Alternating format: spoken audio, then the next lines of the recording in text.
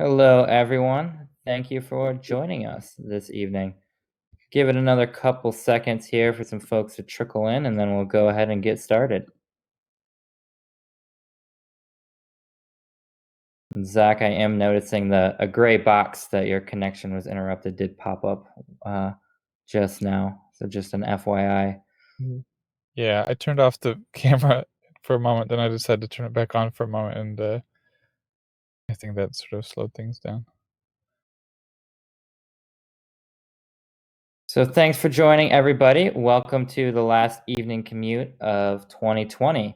If this is your first time with the evening commute series, this is just a series to focus on the different facets of an electric vehicle in a more casual setting than a lot of these topics are talked about. So trying to keep it cool and calm. As you can see, one of our folks is currently commuting in the passenger seat right now, aka Zach. So keeping it real in the car. Love My it. name is Connor. I'm a program manager here at Fourth. I'll be moderating the panel. Little quick update on Fourth. We're a nonprofit based in Portland, Oregon, focused on advancing smart electric and advanced mobility. And we're the host of the Evening Commute series. So we have a great panel today of Whit Jameson, also at Fourth, and April Bolduc of the Electric Auto Association, and Zach Shahan. Zach, I didn't actually ask how to say your name, so I hope that was correct. Please correct me if not. That works. That's not correct, but it's fine. Okay. We'll make it work. We're live. It's okay. We want to make this as casual as possible. So I have a few questions to stoke the conversation, and we're going to have the panelists introduce themselves. But if you have any questions, please use the attendee chat feature, which is located on the left side of your screen. And before we kick it over to the presenters or the panelists to introduce themselves, I had a couple quick polls to get the audience engaged. So, Manuel, can you go ahead and share that? Are you currently an electric vehicle owner?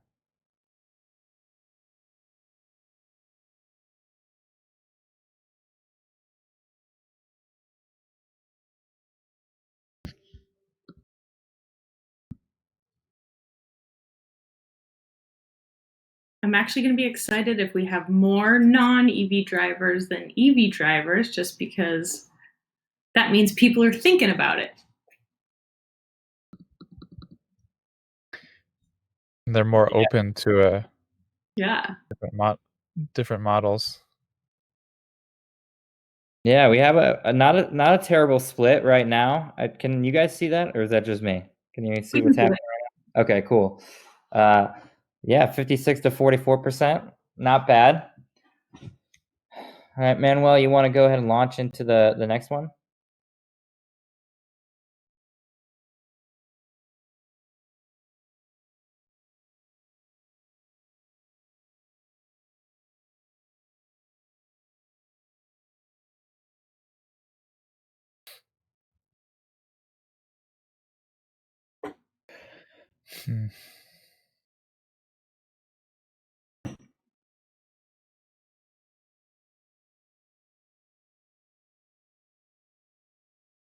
So what are you most excited for in 2021? This is why we're all here.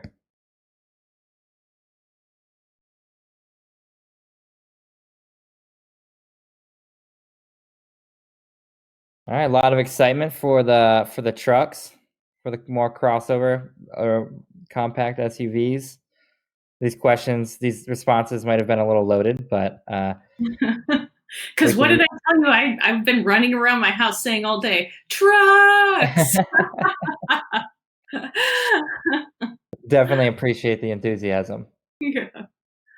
All right, trucks and compact SUVs neck and neck.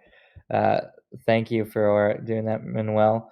Let's see what the chat has to say. We got Rivian, Roadster, all of the above, hybrid commuting. I definitely forgot to include that one as an option. So That was 2020 more. Yeah.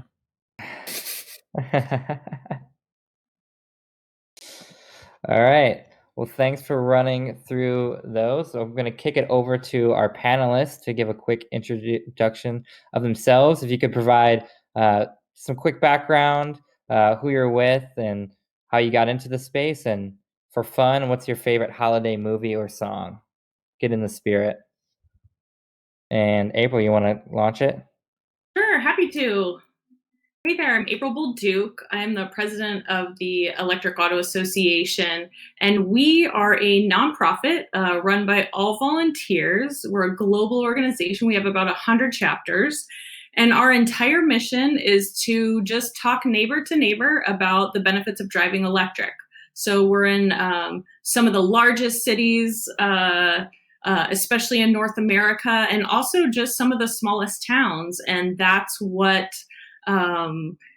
we just love getting out and talking about electric vehicles. And obviously now in the COVID situation, we haven't been able to do our test drives. We haven't been able to get out there as much. So we're really transitioning to really this online space and still spreading the word about the benefits of electric. And I actually started driving electric in 2011. That's when I got my first electric vehicle. It was a BMW Active E. And I've had two Fiat 500Es since then. I currently drive a Nissan Leaf, but I not only do I volunteer in the space, but I actually work in the space. I own a company that helps utilities and states launch their electric vehicle programs. So it's literally something that I've been living, working, breathing, volunteering for at least the last decade. And I'm just so happy to be here and excited to just share what I'm passionate about. And I'm also excited to see that there are so many non-EV drivers because this is where it starts. You just being curious about it and just wanting to get more information. That's really what we're here to provide. So thanks for being here. Oh, I forgot to say my favorite holiday movie. Easy one. It's Die Hard. I know it's a lot of people's favorite, but it's literally been mine maybe the longest. So there you go. Okay. You're not a poser, April. I can tell. You're an original. Well, thank you. Zach, do you want to go ahead? Sure. Yeah, I'm going to keep my video off for now because the Wi-Fi is a little worse here than I expected. But yeah, I'm director, CEO of Clean Technica. Been running the website since 2010, so a little over a decade now. We've been covering EVs sort of obsessively since the Model S came out in 2012, and sort of well known. Elon Musk follows us. His mom follows us. Gavin Newsom, governor of California, follows us, and Ivanka Trump follows us. But I don't know how that happened. We're not going to go down that road. But we, obsessively cover the EV space, and I am in a Tesla Model 3 right now. My Tesla Model 3, have had a Tesla Model S shared and a BMW i3, and have driven and talked about electric vehicles on almost every continent. So it's been a fun trip, but I think the 2020s look a lot more like it's going to really blow up. So it's really excited to see what happens here in the 2020s. And I think 2020 itself was a tremendous start for Europe, and just looking for the US to hit that kind of stride at some point here in the next few years. My favorite holiday movie, I'm not sure. I'm a huge Will Ferrell fan, so Elf comes to mind. I haven't watched it in a few years, so I sort of forget it, but I see someone else put it there, so definitely happy to hold the flag for Will Ferrell and Elf, I guess.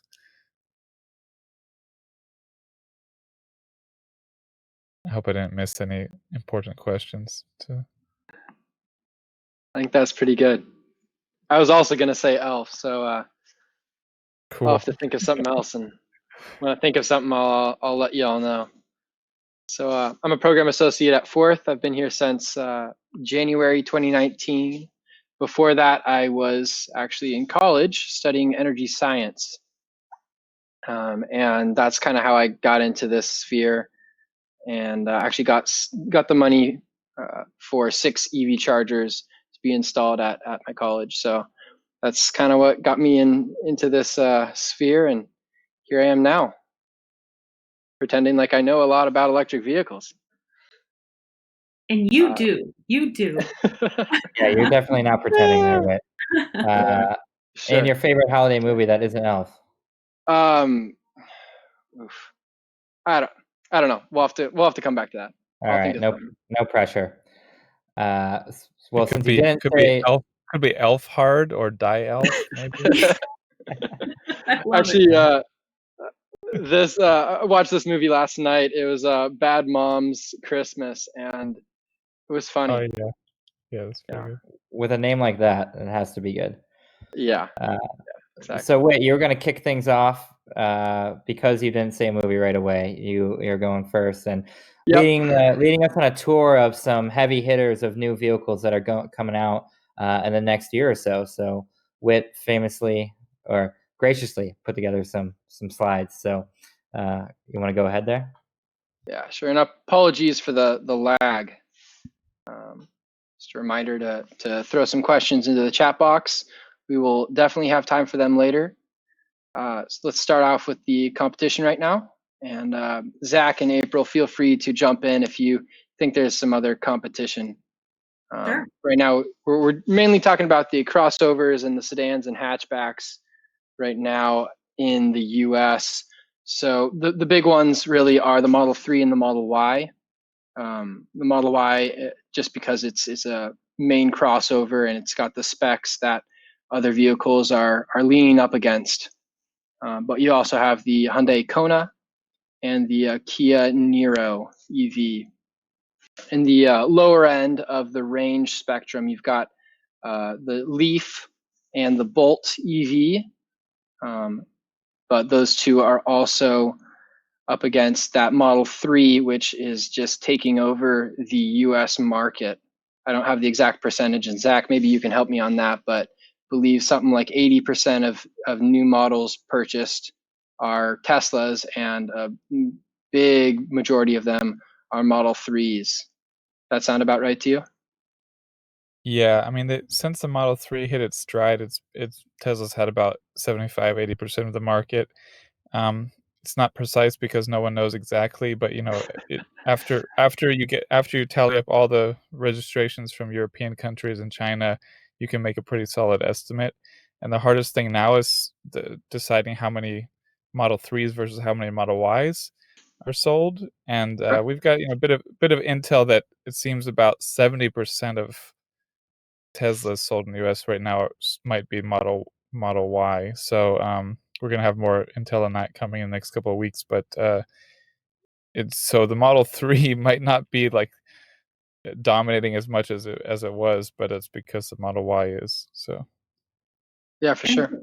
And I think too that's what's so exciting about 2021 is that we have the sex appeal of the Teslas coming out, and they've really been holding their own. And then when I look ahead to 2021, it's just we're starting to get like some good looking cars. So I'm excited for this discussion. Finally, we're getting some really good looking cars. I like that. All right, so some new vehicles coming out this upcoming year, and actually, let's start with the one that's actually basically out. I believe deliveries start this weekend. And we got the Mustang Mach-E, which is it's gonna be pretty great. It's got that federal tax credit to bring it down into the low 30s at its lowest. But the Mach-E really has a lot of the options that people have been craving from Tesla, with the range that's pretty solid. And of course, many people that just don't want to buy a Tesla I've been waiting for something like this. Yeah, I was just going to say, I think it's also a lot of what people have been craving from Ford, really, and so having them produce a vehicle like this is going to be exciting to see this on the road. Yeah. And exactly. anyone have an opinion on why, or rather the using the Mustang namesake on this vehicle? Is there some diehard Mustang fans out there that just can't take it? Yeah, Are you, there probably is, right? It's just like when the BMW came out, when the i3 came out. Bit of a different look, not used to really what that traditional style BMW look was. But I think it's exciting to have just a new take on a Ford. And what I'm most excited about is that if it gets other Mustang drivers into the seat of an electric vehicle, and when they sit there and they feel that torque, I'm just excited to see that happen. Yeah, Agreed. I'm extremely excited about this vehicle. I think it's sort of one of the most exciting vehicles, if not the most exciting electric. I mean, you've got the Cybertruck coming out, of course, but for me, it's like, you've got Teslas, they're going full speed, and just waiting to see someone else going full speed or near full speed. And the Mustang Mach-E just has everything. I think, I still consider like 80 or 90% of a Tesla, because you don't have the supercharger network, you don't have some of the infotainment or over the air software stuff as much, but I think, like, I think it's an extremely I would love this vehicle, and I think I get really excited about it. I think a lot of people will love it. I think there's an enormous number of people who don't want a Tesla but will be open to EVs, and this could pull them in. I think the Mustang name, as hard as has been for Ford to push through with it, I think is a really brilliant idea. It just shows everybody they care about this as much as anything, or more than anything, and they really putting everything they have behind it. So I I hope it will do really well. My only concern is that I'm not sure Ford has a very high volume production plan for it for a while. So I'm sure they want to test the waters and see how well it does. But I'm really eager to drive it and drive a Model Y back to back and sort of see how they feel together. Agreed. How do you two feel? This might be a better question for later, but how do you two feel about the range decrease that Ford's expecting between the rear wheel drive and the all wheel drive? I think they're projecting something like 20 miles decrease. It just seems like a pretty significant decrease, but maybe it makes more sense. I mean, I think it does. It may be a significant decrease, but I think when you look at it compared to the average driver, right? So, everyone seems to be so focused on the 300 plus mile, and I get it. But as we all know, as electric vehicle drivers, most people are not driving 300 miles in a day. I think that's what's really important for those non-EV drivers that are here today, which is, sometimes you give up a little for performance, but 20 miles, I think in the scheme of things isn't that big of a deal when you are looking at it compared to other vehicles, for sure. But when you're looking at it from a practical standpoint of how am I getting around every day, I think it's fine. Yeah, I've been pushing for a long time that, to try to help people reorient their expectations. So, for years we've sort of been pushing that we don't need as much range as we think. Just to put into context, if you drove 100 miles a day, every day of the year, you'd be driving 36,500 miles a year. So that's just 100 miles. So, 300 miles a day would be almost 100,000 miles a year. So it's like, people don't do that generally. So I really, I'm sitting in my Model 3 Standard Range Plus. I could not understand paying several $1,000s more for a longer range Tesla. I just didn't feel any need for it. So I'm definitely not one who thinks you need 300 miles. I think, you get what you need, and otherwise, save some money and get the other stuff that you like about the car. So I'm not really worried about it. But on the other hand, I know a lot of normal buyers are concerned about range I know a lot of people buy the longer range Teslas as well. And so, yeah, I don't know. We'll see. All right, let's move on to the Volkswagen ID4. And obviously, that's not quite out yet, and the launch edition's fully reserved. But I do expect this vehicle to be kind of cranking out the production at a faster clip than the Ford. But maybe I'll be surprised. And I know that they're trying to set up a factory in Tennessee, Chattanooga. Yeah. So I'm excited to see that as well. And I think this one's, I feel like we covered a lot of the topics with just that Ford Mustang Mach-E, but the Volkswagen ID4, I feel like is a big move for the US market, just because the ID3 kind of was removed from the US perspective. They pulled it from the US market, just released it to Europe. And so now we're getting the ID4, and it's crossover. It's kind of what the US market wants. And I kind of expect it to do pretty well. Its range is a little bit longer than the Mach-E's lower end. And I think it's going to have a longer range version as well. I don't remember all the configuration that's out there yet, but Zach, any chance you remember some of the details on that one? No, I could pull them up, but April, do Yeah. you or one of you know the? I do. I mean, I'll say that the two things that for me about this vehicle is it offers just another step down in cost from the Mustang Mach-E. So it's not as snazzy as the Mustang Mach-E, but it's a very kind of like practical, every person's car, good price, good specs, everything.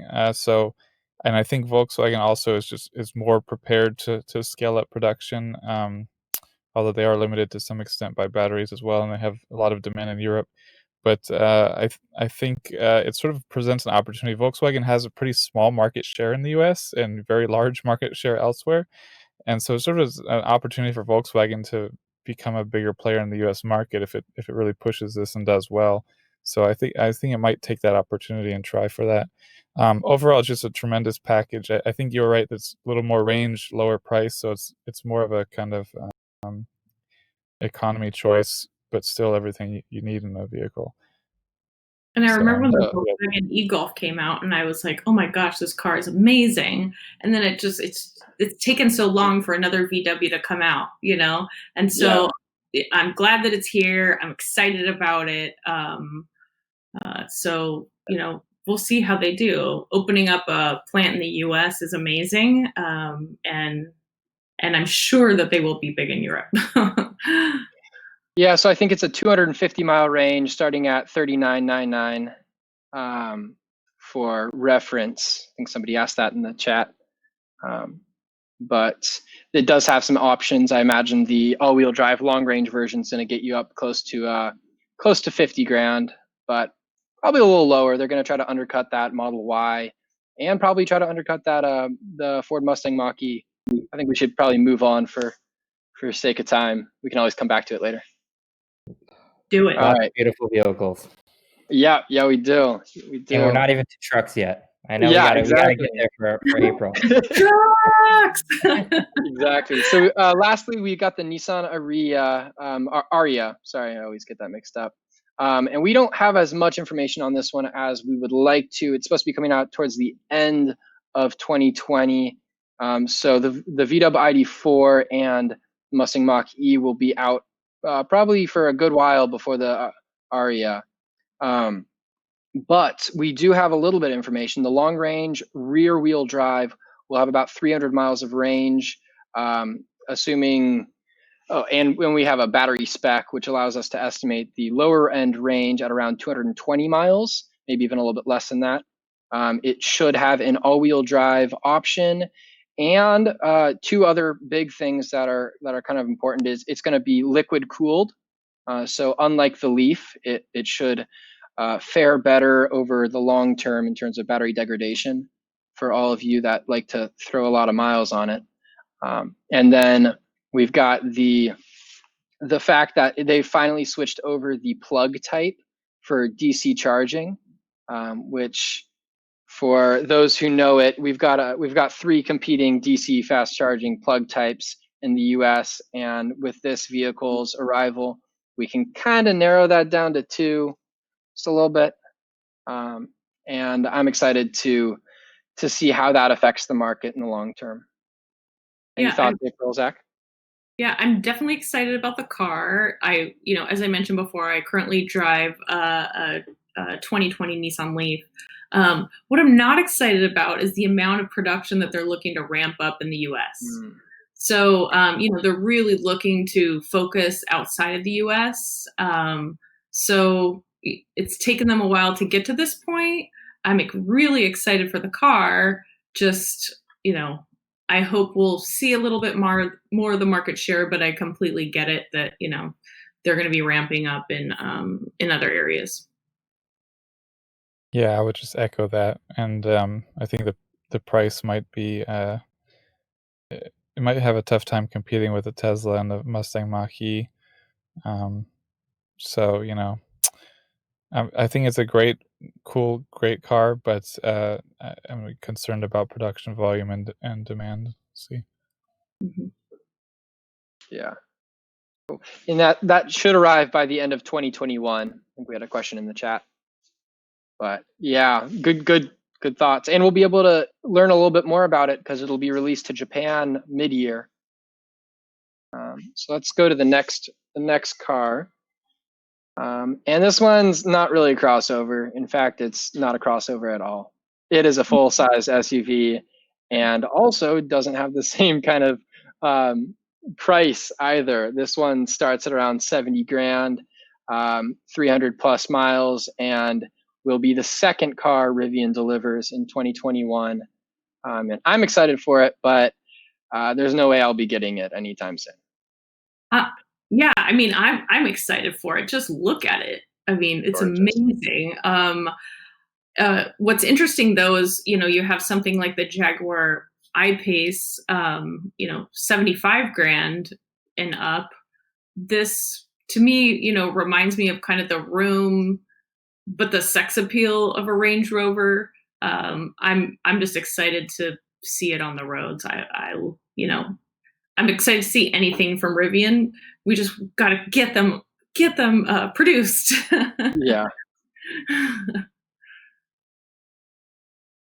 Yeah, I don't know why it's never really appealed to me. I'm not. A lot of people are really excited about Rivian and the way they look. I feel like they serve a sort of a niche portion of the population as far as design, and I'm just concerned it's not mass market. But I'm very possibly could be wrong. But then the price right there sort of definitely puts a.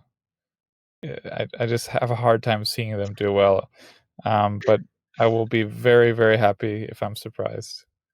Well, and I think that's what I like about it is my excitement for it is maybe it's not necessarily a car for me, being an EV driver for so long. I'm excited that it's a car for those that look at this and go, oh my gosh, that's electric. Like, give me one of those. And in my opinion, as we start to hit these different looks and models, then we're really coming into the mainstream for the entire electric vehicle market. And that's, this in particular, that's what excites me about this is just the future of what this brings. Well said. And we're going to skip this part because it's a bunch of fun and we don't like fun. And I'll mention if there's a few more vehicles that we have actually at the end in what we're calling the honorable mention section, but maybe this is a good spot to pause quick before we move to trucks and say, are any of these vehicles that we mentioned right here the ones that are going to start impeding on Tesla's market share, or is it perhaps something we haven't mentioned yet, or maybe it's not here yet at all? Any thoughts from the panel on that? Well, it's interesting because I think with every new model that comes out, given the range and the look, it's just all you hear is Tesla killer, Tesla killer, Tesla killer. And I don't know what you think about that, Zach, if you're tired of hearing that. I think it's, it's just time that we look at this as it's a market for everybody, and we're starting to see cars for everybody. And that's my hope in this is that, there is an electric vehicle for everybody out there. But, wow, Tesla's doing an amazing job, and not to take anything away from them, but, we've got some good stuff coming up behind them, and I'm excited about that. Yeah, I mean, we sort of moved. Well, we was criticized that for years, but I think even the major media, I feel like, has sort of moved away from that narrative. They sort of realize it's not about Tesla versus other EVs; it's more Yeah. all EVs versus gas cars. And I feel like you're not even.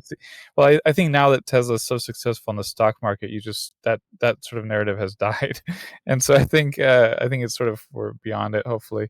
But we had an article: Tesla Model Y, Tesla Model 3, Volkswagen ID4, Ford Mustang Mach-E are the four horsemen of ice calypse, like ice apocalypse. Yeah. So I love so it. that's sort of how we're. Yeah, this is really bad, but it's that's sort of how we see it. You know, sort of these are big mass market vehicles that start to like open up the doors to the electric future more. Sort of a new, second big wave of like mass high volume. And so some of the other vehicles on here are possibly in that realm, but I think these are the four that I think are really um, just going to sell in high volume. So hopefully the others do too. But overall, I think we're seeing it as kind of a team effort. And when I wrote that, someone wrote, you should do like a 14 horsemen of Europe. So what's exciting is that over in Europe, there's several other very high volume EVs now. So you have really a growing. You have the EV top sellers are sort of almost matching very well the overall top sellers. So you have the Renault Zoe, which is comparable to the Renault Clio, which is their top sellers. Fiat 500e now, the ID3, which is basically going to replace the Volkswagen Golf in time. So we're seeing it happen there, and I'm just like really eager for it to happen in the U.S. And it's like we have a few entries here this year that might be leading us there. And you bring up a good point too, just about electric vehicles in Europe. And like Zach, what's your take on, because they're in the U.S. there's so many brands in Europe that are electric that we just never hear about here. Yeah, they have so many electric vehicles. Yeah, is there going to be a migration here, or what does that look like?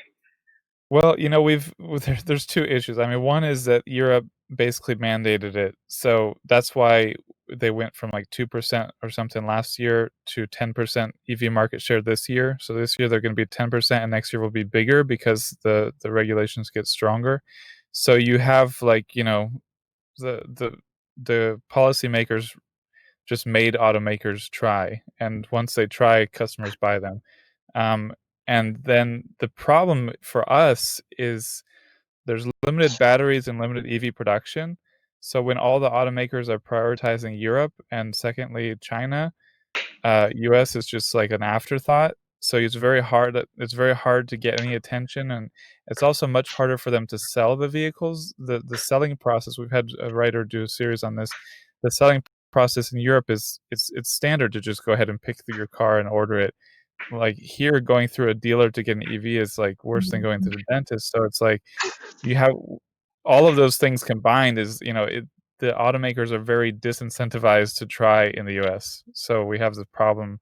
So that's why I think also with Ford is exciting, because this is their market. So it's like hopefully that the electric F-150, and then Volkswagen wants to be globally an electric leader. So but yeah, we struggle with some things.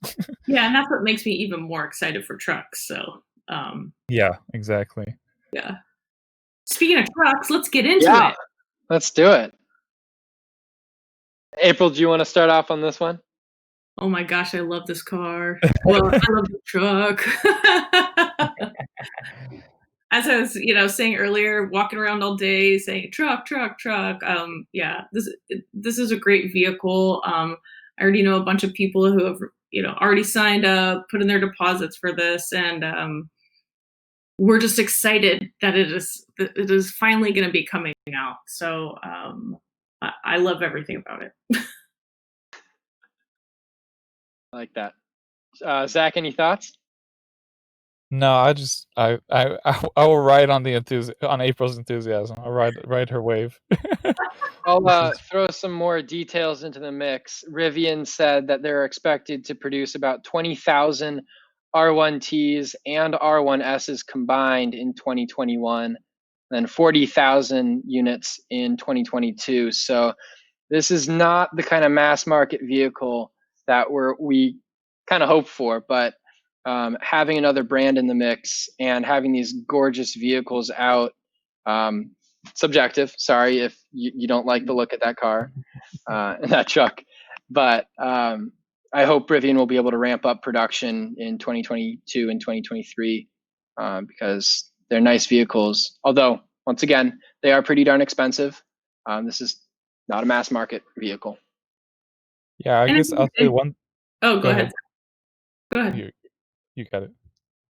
I was just going to say, I'm just excited that they're being made too in Illinois. I mean, that's, it's just great to see that we have U.S. made and opening a plant outside of California. Obviously, I know that Nissan was also on the East Coast, but it's great to see this car coming out of Illinois. Yeah, that's a good point. I like that the sort of manufacturing jobs are growing in different states. Ford will be doing GM and up in Hamtramck and Texas and Tennessee. So I think spreading the love is going to help people warm up to them more. I would just the thing about Rivian that really excites me is Amazon's investment in it, and Amazon's gotten quite aggressive on clean tech, doing really good stuff, and I feel like we're going to have some humongous announcements from Amazon in 2021 where they're going to have really high volume electric vehicle use of their own, which will just be a great thing for everyone. And the Rivian stuff, I'm sure, plays in. Yeah, and I think, to tag on to exactly what you said, Zach, when you think about just Amazon and what that means, for those that aren't driving electric all the time, or if you think about the number of times, especially all of us staying home, during these COVID times, the number of drop-offs that are coming to your house and through your neighborhoods, and these vehicles that probably weren't coming through your neighborhoods as much as they are now, to have those transition to electric. I mean, every neighborhood deserves clean air. And when you see such a high volume, as Zach said, of these vehicles being bought, especially for from a company like Amazon, it's really important that while deliveries are picking up and we're not going to see that slow down, that they're doing it in clean cars like this. And that's just a big benefit that I think Rivian brings to the US. Let's move to the Lordstown Endurance. And yes, someone said Hub Motors. It was me. So Lordstown's doing this interesting thing where they're throwing the motors into the actual hub of the wheel, and I'm missing some technical jargon, but I'm excited. I'm excited for this vehicle because they are targeting fleets primarily. So as an individual, you can't buy this truck, sorry. But it will certainly be an interesting vehicle just by de facto that they're only selling it to fleets, and that there's very few flares on this vehicle. There's no, as April would say, sex appeal in terms of this vehicle kind of shining bright, but I think that could be part of its appeal. This vehicle is meant to be a fleet vehicle. It's meant to hit the targets that their fleet customers are expecting, and I expect it to do pretty darn well. And then I think too, it does look good. Yeah. And I think too, why is it important to have a fleet vehicle? It's similar to what we just talked about with Amazon. You have fleet vehicles from your city, fleet vehicles, maintenance vehicles from your school districts. Like, if you start to really think about the amount of companies that actually have fleet vehicles, that's what this is looking to do, is to change those vehicles that are, driving our neighborhoods, around our schools, things like that, and just transitioning them to cleaner air. That's why I think, vehicles like this make the target, because you're not going to have a school district buy a big fancy truck. They just don't have the funds for it. You're not going to see a municipality or your local city buy a fancy truck. But when we can start getting these, taking off the bells and whistles and bringing down the cost, and really having it do what it needs to do, which is be a workhorse. This is great. And while it doesn't have the sexy grill camping attachment that the Rivian has that pops out of it, it does have. I do appreciate how they're starting from the ground up and thinking about like using this at a work site and having the capabilities to have outlets and be able to discharge and some light V2X capabilities there. Thinking about the use case, I think is really cool with this one. And tell our crowd what V2X is. The thing with Rivian that a lot of people are really excited about its looks and stuff, but I immediately think like latte liberal, coastal elite kind of thing, and it doesn't fit the stereotype I have for truck drivers in the Midwest or Texas. People, and it's maybe a bad stereotype. Maybe I'm just off. There's a lot of people who will be like you said, it's got a Land Rover kind of look, the Rivian. But for me, the Lordstown Endurance just fits more of the kind of what I think of as a typical truck. So I feel like it would appeal to a lot of truck people, but I don't really know. And I do think it looks really cool though. I think they have great lines. So Rich Rodriguez mentions that their ticker on the stock market is RIDE as well. If that's true, that's a wicked stock ticker. So I think it's got some stuff behind it that's cool. But I'm not really. I'm not sure if it's at the level of Rivian, Tesla, and others. Like, I'm not really clear on that. And the founder has hopped around from Workhorse to Lordstown. It's a little like I've heard a lot of people concerned about that side of it. Like, if it's for real gonna get to high volume production, that kind of thing. But I am hopeful. I think it has a lot of elements, like you said, others don't have. People are asking about the hub motors. Allison, maybe you've probably been to a dozen or more presentations on hub motors. Do you feel like or Wit is excited about them? One of you want to talk about the benefit of those, pros and cons? I honestly don't know the technology very well, other than in e-bikes, so I don't think I can talk about them very much. Sorry. I'm excited about learning more about their durability and pros and cons, but yeah. I agree. April, and I think you brought up another point, which is interesting, which has really been investments in these electric vehicle companies and how are they doing. I know that on the Electric Auto Association website, we have a blog, and we always get higher amount of just upticks on our blog posts about investments in electric vehicles. And, it's just been the talk everywhere about which companies are, obviously we get Tesla, but I think what is really exciting is about all these other ones that are coming up. They're definitely newer, as Zach said. So, some cautions there, but it's exciting to see them getting actual coverage on an MSNBC or on a Bloomberg that you would never see before. And I imagine we're going to see more of that in 2021. Let's leave it at that. The GMC Hummer EV, the most expensive of the four that we have here, and that edition one has been that video. I mean, it's great. I just wish they had a prototype,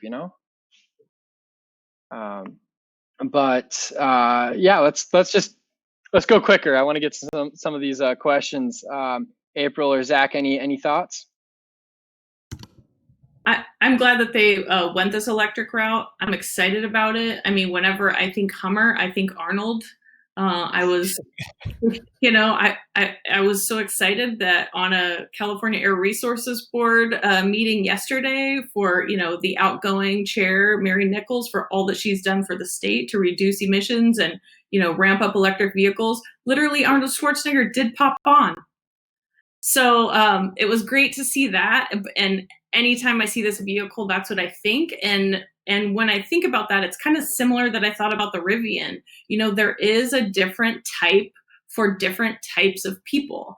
And what I'm hoping that this car will do is bring in non-EV drivers to consider driving electric. That's exactly what I hope for this. And I think that's what it will do.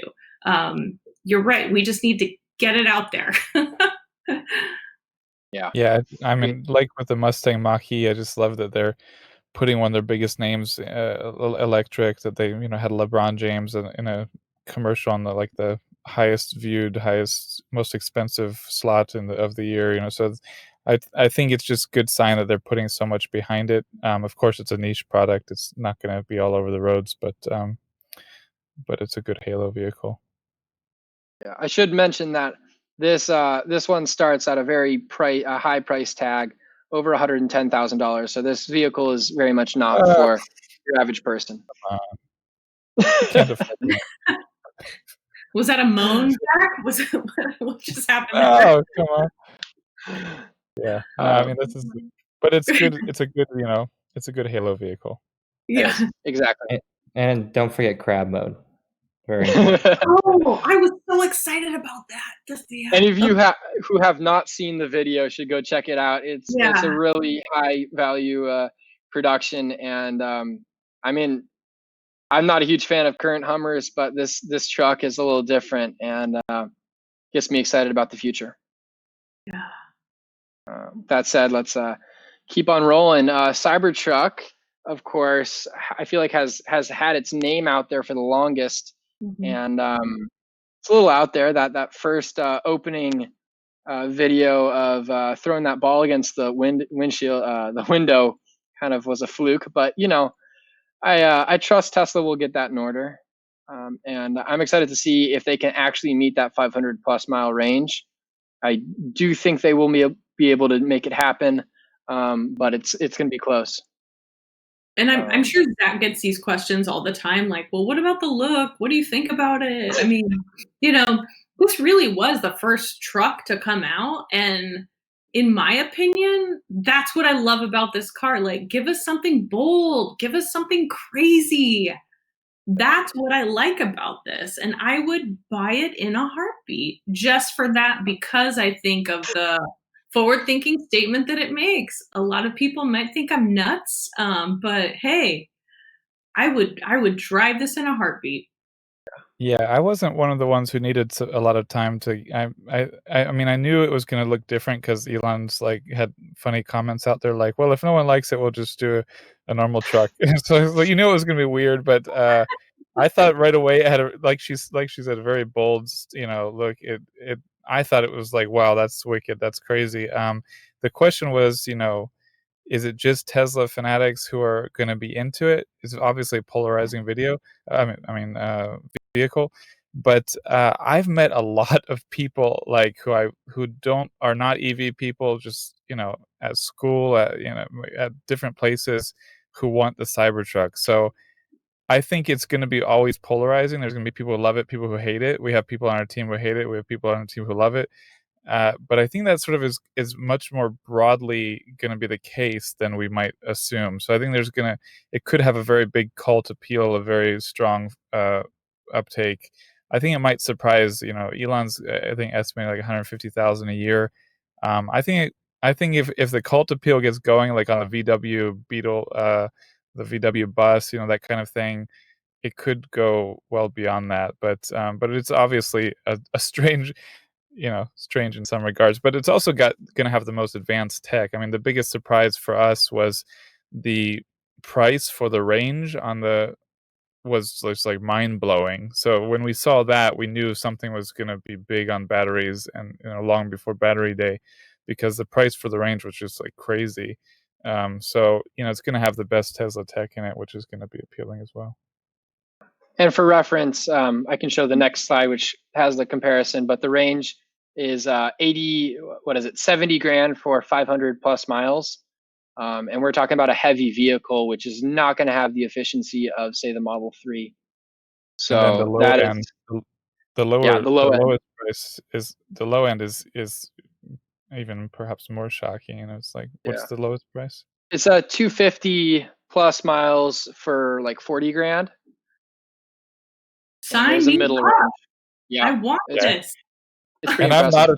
I'm not a truck person. I don't have a reservation in it, so I'm like, this would be an awesome robo taxi or something, if that works out. But it's so bold, like she said. It's like, And I'm seeing some of the comments. They're like, April, you're a little nutty, but we like you anyways. Okay, we'll give you the Cybertruck. We'll give it to you.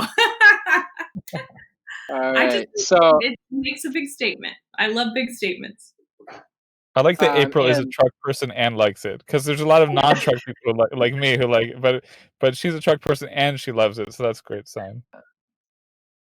So I have the comparison out here. I'm gonna have to keep moving, but we can share the slides, I think, somehow. Email, old traditional email, reliable. Yep. Exactly. All right, and then honorable mention. We're gonna go through these like hot knife through butter. Lucid Air, really expensive, but we love it. Kind of. Any thoughts? I love it. Yeah, we can do a speed round, like you get 1 or 2 comments on each of these. 2 words each. I love the Air. We had a writer several years ago ride in it, and he thought it was better than a Tesla at the time. I think it's the only car that really matches a Tesla and has a, perhaps raises the bar, although Tesla keeps trying to match the bar.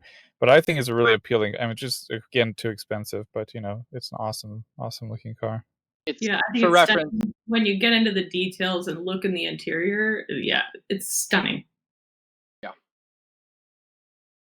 Its lowest end is like 70 grand, so we're not talking about a cheap car, unfortunately. But our writer did it's got like more of a Maybach interior, like a really high quality interior, which is something Tesla has never really been focused on. Let's try to do sub 5 words on the next one, and this will be hard for me, but I will try. Sure. Front grille, whoa, whoa. Is this their comeback car? April, no. Zach? Both of us are quiet. I mean, I don't mind the grill. I would love to see BMW just come out of the gate more aggressive. Yeah. I think it's funny we both had BMWs and neither of us are into it. We're like, no. We're like, mm-hmm. Yeah. All right. Okay, so I don't like the H in that, meaning the plug-in hybrid. Meaning that it runs on both electric and gasoline. What I do like about it is what I like about the Hummer, what I like about the Rivian, their bigger SUV, is that this attracts a different person into the electric vehicle market, and that's what I care about. So if this brings more people in, great. Yeah, I'll echo that. I'll say I would get killed if I said anything positive about a plug-in hybrid, but the one benefit is this vehicle could really, I mean, they obviously put the pictures in the middle of nowhere, so it could go places that you can't go if you're not. I mean, I don't know. I'm not really into it. Let's move on. I'm skipping this one. Yeah, we can skip the EQ. I'm skipping it. This car's been out in Europe for like 2 years now. Used models. We got some good models coming in hot this year. Already the Chevy Bolt EVs, you can find them for like sub 15 grand easily, especially here in Portland. But also the 2018, 2019 Nissan Leafs coming down in price as well. And of course the Model 3, you've got those from 2017 through 2019 starting to hit that used market. And I'm really excited about that. This is actually one of my, most kind of exciting slides, and I'll tell you why. And that's because of those, folks that are listening and watching and considering getting an electric vehicle.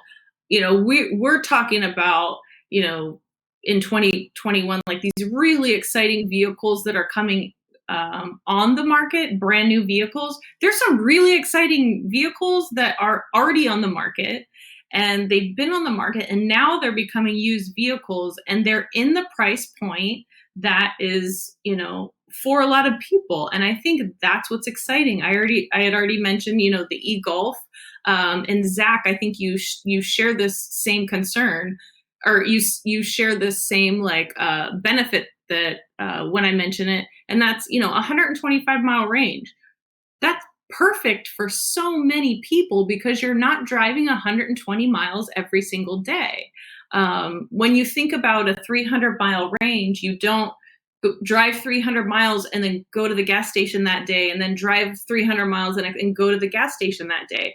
But with 125 miles, I mean, this is a perfect car for many families.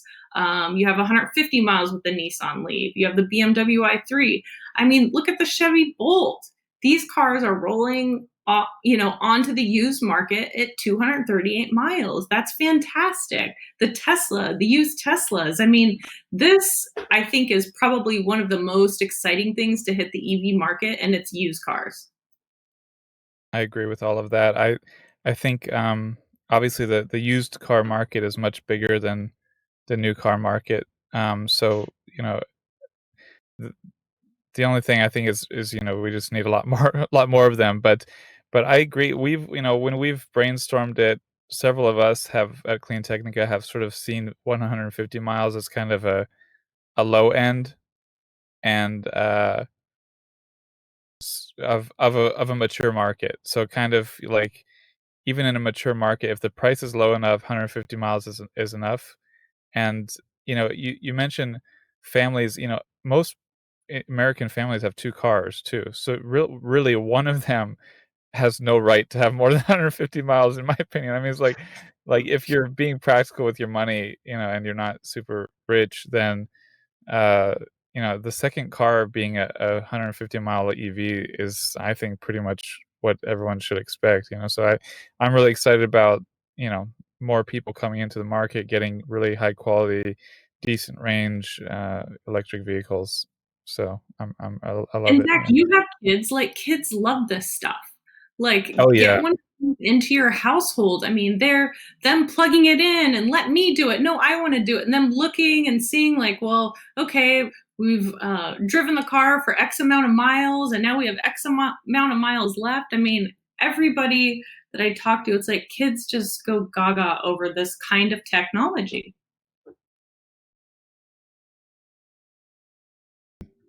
Good question. I'll leave Yeah. it here for now. Yeah, thank you, everybody. We're coming up close to the end of the hour, and some people may start dropping off. So there's a couple questions I wanted to get to. So if anybody wants to hang out past 10, we're gonna probably go about 5 minutes over. So yeah, use the chat if anybody identified any vehicles we missed, and then yeah, I guess I'll pose it up to the panel quick too. Like anything that we didn't cover here, you just want to highlight, or folks should check out on their own.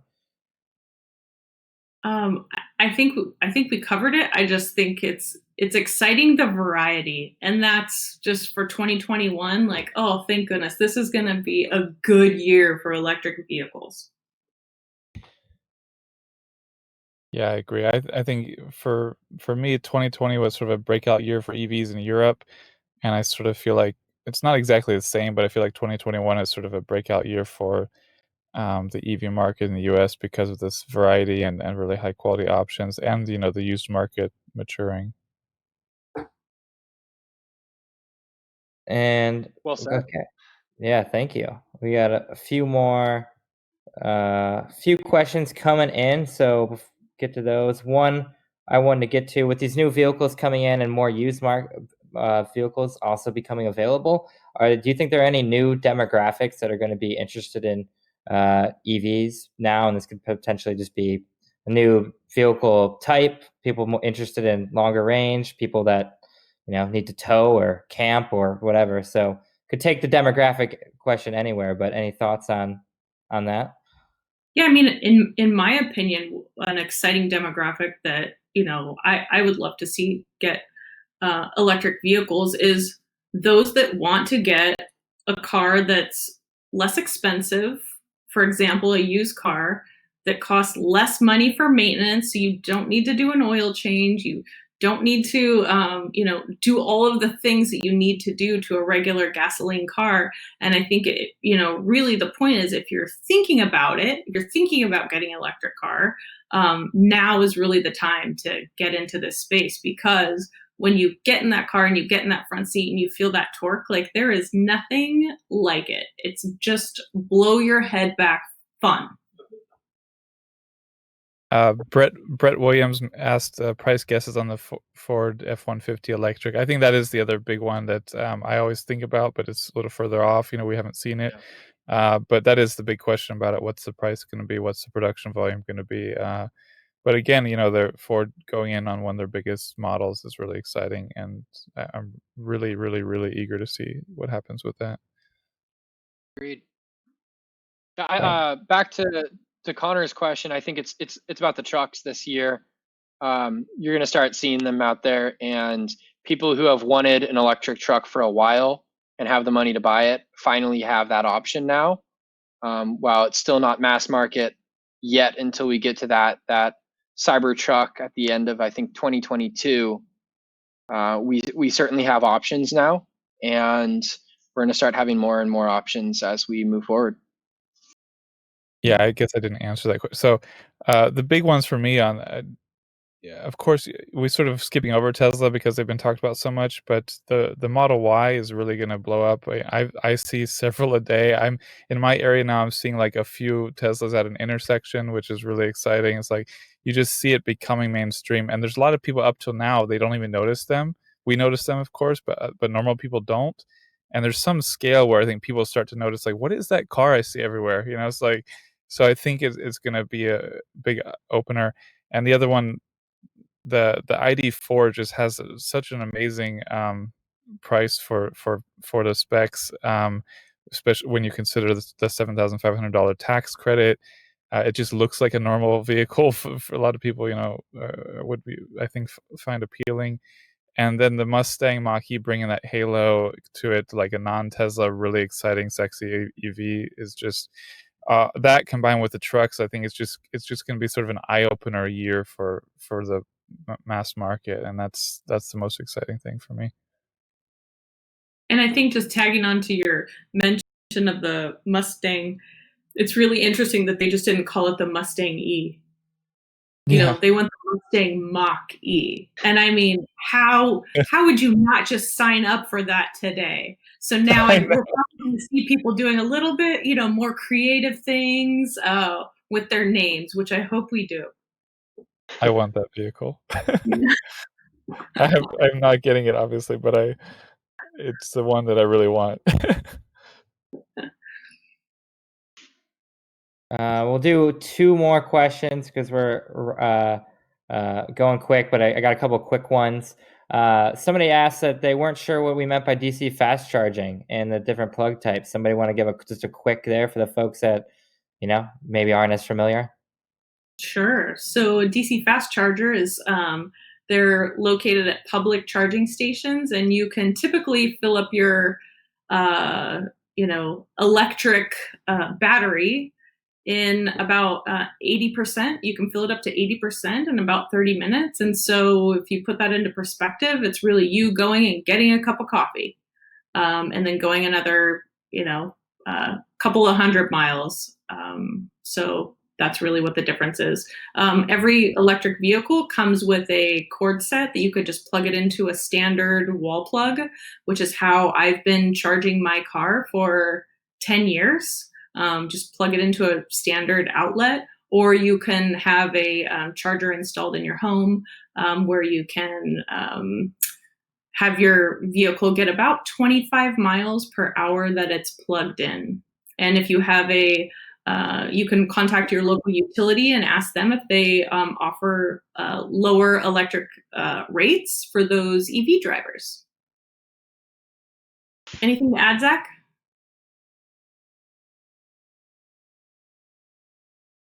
No, sorry, I was muted. No, I think you nailed it. I live without home charging and get around fine, but sort of having a decent network of the fast chargers allows you to charge as you're shopping.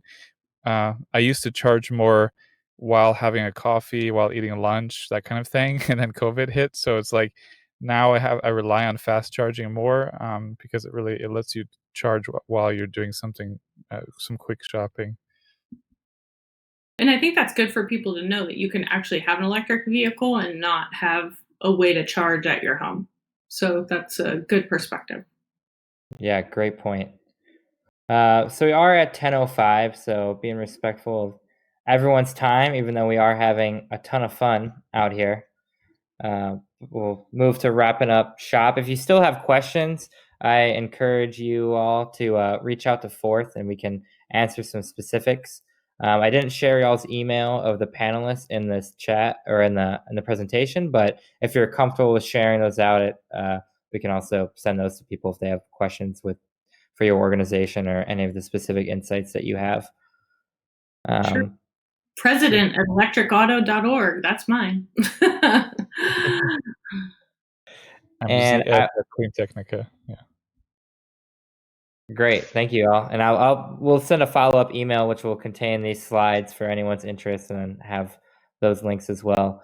And then just plugging our first evening commute of the new year is actually not in the evening because we have a speaker from Spain on there. So being accommodating of that makes it a morning commute, I guess, a late morning commute. But it should be a really exciting topic called How Formula E is Moving the Needle in Electric Transportation. And we have some great speakers from the Formula E racing world. So that's exciting. I'm signing up for that because I just think Formula E is amazing. So I'm excited. Yeah, I know very little about it actually, so I'm excited to learn more too. It should be pretty great. I've talked to the speakers, and one of our colleagues, Sam, is moderating that, and he just brings an enthusiasm that is really hard to match. It's going to be great. Nice. There you go, everybody. All the attendees that are still here, do it for the enthusiasm. So, all right. Well, I think that'll wrap it up. Thank you, panelists, for being here. Really enjoyed it. And I mean, that was the easiest moderating I've ever done. I basically just sat back. You guys let the conversation take care of itself. So, and thank you all the attendees as well for joining. And hope to see you around soon. Thanks all. Happy holidays. Thank you all. Had fun. Take care.